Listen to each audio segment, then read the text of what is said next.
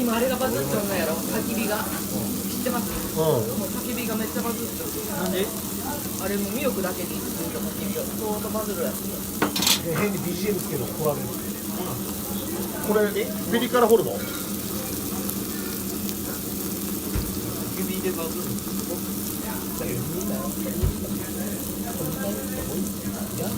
これは一本カール。一本カール。コロナってなんだよ。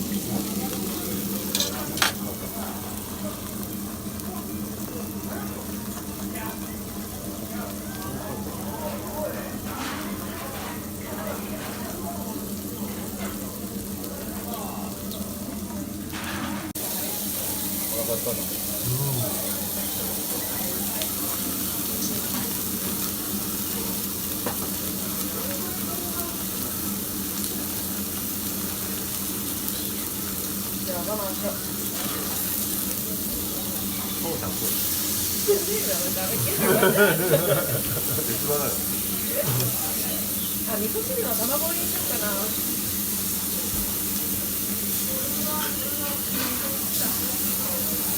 あ、じゃあご飯の白もらおうかな。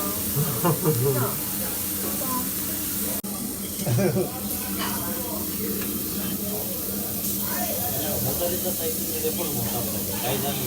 だけレモン。あ、そう。それでレモンがいい。レモン。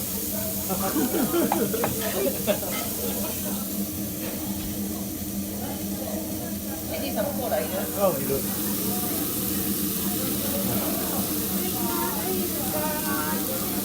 すみません、コーラもう一個いいですか？コーラで売り切れるかもしれんよ。どんだけコーラにんねん。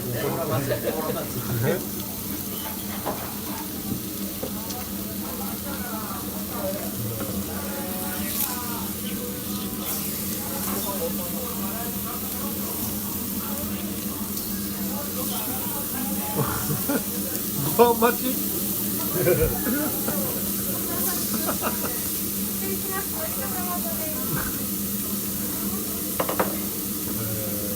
ご飯を今から炊くのでちょっと待ってくださいって言われたら急にブレーキかかる。な